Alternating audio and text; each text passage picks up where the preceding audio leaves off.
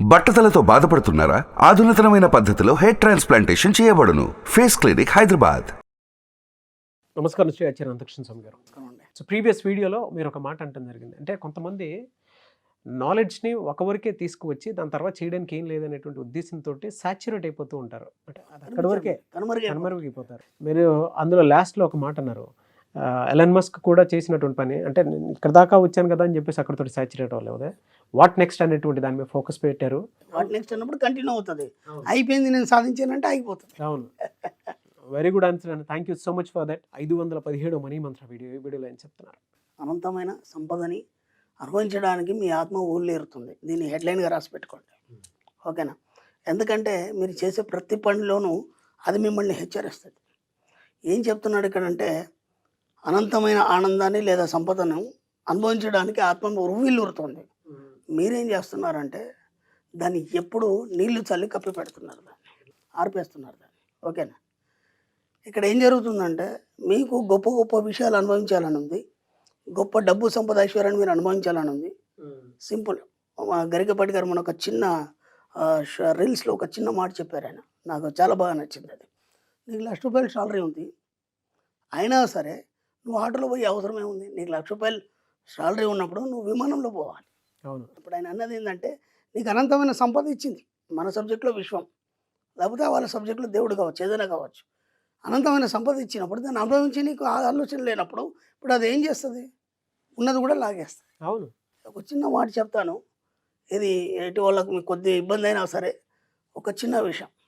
ఇప్పుడు మనము ₹1,00,000 బండి కొంటామండి. ఆ ₹1,00,000 బండి మీద మనం రేషన్ షాప్కి వెళ్ళి ₹2 కిలో బియ్యం కోసం మనం లైన్ కట్టాల్సి వస్తుంది. మీ ఆలోచన ఎక్కడ ఉంది?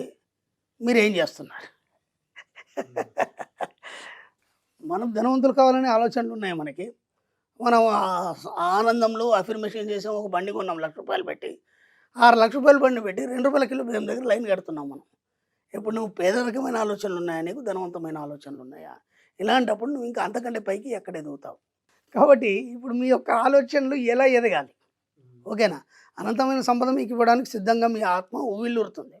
మీరు ఏం చేస్తున్నారు? దాన్ని అనుభవించే యోగం లేదా, లేదంటే అనుభవించాలనే ఆలోచన లేదా మీకు? అనుభవిస్తే అయిపోతుందనే ఆలోచనలతోని దాన్ని సంపూర్ణంగా అనుభవించలేక మీలో మీరే కూలిపోతున్నారు. అంటే ప్రతి దగ్గర కన్ఫ్యూజన్. ఇప్పుడు ఏంటంటే, ఇప్పుడు ఇది కొందామా లేదంటే ఇది ఖర్చు పెడదామా? ఖర్చు పెడితే రేపు పరిస్థితి ఏంటి? అంటే నేను ఎన్నోసార్లు చెప్పాను మన సబ్జెక్ట్లో, రేపటి గురించి మీరు ఆలోచించినంత వరకు మీరు సబ్జెక్ట్ని ఆకలింపు చేసుకోవాలి. ఎప్పుడైతే సబ్జెక్ట్ని ఆకలింపు చేసుకున్నారో దాంట్లో మీరు రేపు ఎలా అనే ఆలోచన మీకు రావద్దు. ఎలా అనే ఆలోచన వచ్చిందంటే మీరు ఇంకా సంపూర్ణులు కాలేదు. అర్థమైందా? కాబట్టి మీరు సంపూర్ణులు కావాలంటే ఏం చేయాలి? ఇప్పుడు మన సబ్జెక్ట్లో విపరీతంగా ఖర్చు పెట్టాలి, దానాలు చేయాలి, నువ్వు రిచ్గా ఉండాలి. దానికోసం ఎంతైనా మీరు ఖర్చు పెట్టడానికి సిద్ధంగా ఉండాలి. ఎందుకు? మనం ఒక పదాన్ని చెప్పుకున్నాం, నేను ఎంతైనా ఖర్చు పెట్టగలను, నేను ఎంతైనా సంపాదించగలను. దానికి మీరు కట్టుబడి ఉండాలి. మీరు కట్టుబడి దానికి ఎప్పుడైతే మీరు బాండ్ అయిపోతారో అప్పుడు విషయం ఇది నిజమా కాదా చూస్తారు. అంటే నువ్వు ఖర్చు పెడుతున్నావా లేదా చూస్తుంది. నువ్వు ఖర్చు పెట్టావు, దానికి తగ్గట్టుగా నీకు ఇస్తుంది. అర్థమైందా? ఇక్కడ మీరు ఏం చేస్తున్నారంటే ప్రతి దగ్గర మీకు ఏం ఆలోచన ఉంది? నేను హాయిగా ఫ్లైట్లో పోవాలనే ఆలోచన ఉంది, ఓకే? కానీ నువ్వు ఏం చేస్తున్నావు? ఏనాడు కూడా ఒక ఏసీ కార్ ఎక్కడానికి సిద్ధంగా లేవు, ఆటోలో పోతున్నావు నువ్వు ప్రతిసారి. నీకు ఫ్లైట్ ఎట్లా ఎక్కిస్తుంది అది? అవునా కదా? నీకు ఇంట్లో ఏసీ పెట్టుకోవాలని ఉంది, ఓకే? నువ్వు ఒక్కసారి ఏసీ కారులో కానీ లేదా ఏసీ బస్సులో ప్రయాణం చేస్తే ఆ అనుభవం అనేది నీ శరీరాన్ని స్పర్శ ద్వారా నీ ఆత్మకి చేరి అది ఆనందాన్ని పొందుతుంది. మీరు ఆటోలో పోతున్నారు, చాలా రష్గా ఉంది, అంత సౌండ్ పొల్యూషన్ ఉంది. ఒకసారి మీరు ఏసీ బస్సులో పోండి. పోయినప్పుడు మీరు ఎంత రిలాక్స్గా ఉంటారు, ఎంత ప్రశాంతంగా ఉంటుంది, ఏ సౌండ్స్ ఉండవు, ఏముండవు. అంటే మీకు కరెక్ట్ సమశీతోష్ణ వస్తుంది. ఆ ఏసీ అనేది మీ శరీరానికి తగిలి మీరు ఎంత ఆహ్లాదాన్ని పొంది హాయిగా నిద్రపోతారు.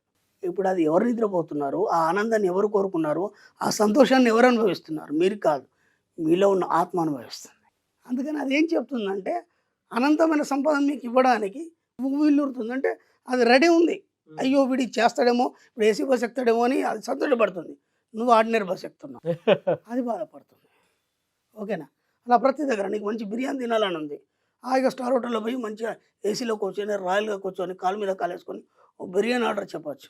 నువ్వేం చేస్తున్నావు? ఆ రోడ్డు పక్కన బిర్యానీ తింటున్నావు. నీకుంది ఆలోచన, నీకు ఆలోచన ఏంది, అది బిర్యానీ ఇది బిర్యానీ కదా, దాంట్లో సంత తేడా ఏముంది అని ఆలోచన వస్తుంది. అంటే ఒక దిక్కు నీ మనసు అలా చెబుతుంది, దాన్ని బలవంతంగా అనుస్తున్నావు. ఇక్కడ అదే చెప్తున్నాం మనం. మీ ఆత్మ ఉవ్విళ్ళూరుతుంది ధన సంపదను నీకు తీసుకురావడానికి. నువ్వు ప్రతి దగ్గర దాన్ని కట్టిపడేస్తున్నావు. ఒకసారి వెళ్ళు, ఒక మంచి స్టార్ హోటల్కి వెళ్ళి ఒకసారి ఆ లగ్జరీని అనుభవించు. అప్పుడు అది చాలా సంతోషపడుతుంది. అరే ఎన్నో రోజుల నుంచి అనుకున్నాను కదా నేను, ఎంత మంచి స్టార్ హోటల్ రావాలి, నేను ఇది ఎంజాయ్ చేయాలని చెప్పేసి. ఎంత బాగుందిరా ఆ అట్మాస్ఫియర్ కానీ, లేకపోతే అక్కడ ఆ యొక్క యూనిఫామ్లో ఉన్న వాళ్ళు కానీ, అవన్నీ చూస్తుంటే ఒక సిస్టమేటిక్గా వస్తుంటే మనం చెప్తుంటే ఎంత బాగుంటుంది అది. అది నీకు ఎప్పుడు కూడా నువ్వు అనుభవించలేదు కదా. నీ దగ్గరికి డబ్బు రావాలంటే ఎలా వస్తుంది? ఈరోజు మా గ్రూప్లో చాలామంది మన క్లాస్కి వచ్చిన వాళ్ళు అది చాలా సంతోషంగా ఉంది. చాలామంది పిల్లల్ని ఫ్యామిలీని తీసుకొని రెస్టారెంట్లకు వెళ్తున్నారు, వెళ్ళేసి హాయిగా ఫోటోలు పెడుతున్నారు. వాళ్ళు అంటున్నారు కదా అసలు దీంట్లో ఇంత హ్యాపీనెస్ ఉందనేది ఇప్పటిదాకా మేము అనుకోలేదు గురువుగారు.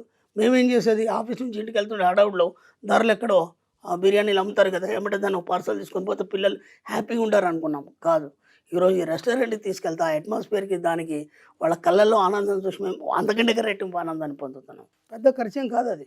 జస్ట్ మీకు ఇక్కడ ఒక 150 రూపాయలు ఖర్చు అయితే అక్కడ 500,000 రూపాయలు ఖర్చు అవుతుంది. 500,000 రూపాయలు మీ సొంతం కోసం ఎన్నోసార్లు ఎన్ని ఖర్చు పెట్టలేదు, ఎన్నో దగ్గర ఎంత లాస్ కాలేదు, ఎవరికైతే ఎన్నిసార్లు మోసపోలేదు.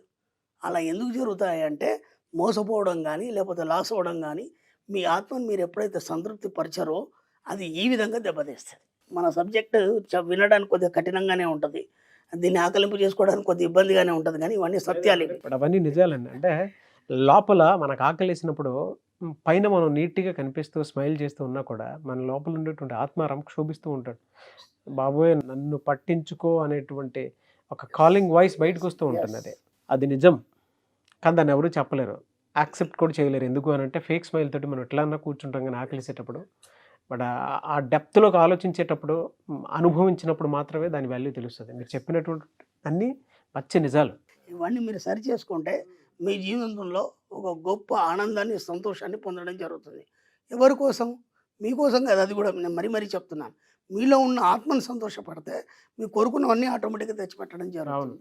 అందుకే ఎక్కడ కూడా ఎప్పుడు కూడా మీ ఆత్మను బాధ పెట్టకండి. మీకు ఏం తినాలనిపిస్తే తినేయండి, ఏం చేయాలనిపిస్తే చేయండి. మన సబ్జెక్టులో అది ఇది అంటూ ఏమీ లేదు, అర్థమైందా? రెండు కండిషన్లు, పక్కవాడికి ఇబ్బంది పెట్టద్దు, ప్రకృతికి ఇబ్బంది పెట్టద్దు. ఇవి రెండు కాకుండా మీరు ఏమైనా చేసుకోండి హ్యాపీగా.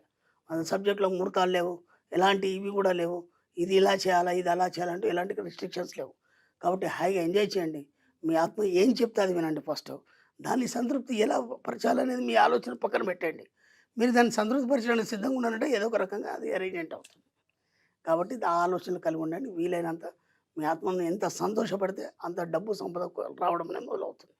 ఎందుకంటే మీరు బలవంతంగా కోరికలను చంపితే మీరు ధనవంతులు కాలేరు. అది మన సబ్జెక్ట్లో ఉంది. కాబట్టి మీ కోరికలన్నీ హాయిగా తీర్చేసుకోండి, ఇబ్బంది ఏం లేదు. ఇక్కడ నుంచి ధనవంతమైన ఆలోచనలు కలిగి ఉండి పిసినారితనం చేయకండి ఎక్కడ కూడా. అలా చేశారంటే మీరు ధనవంతులు కాలేరు. Thank you sir, thank you so much Shri Acharya Anthakrishna Swami garu. Thank you.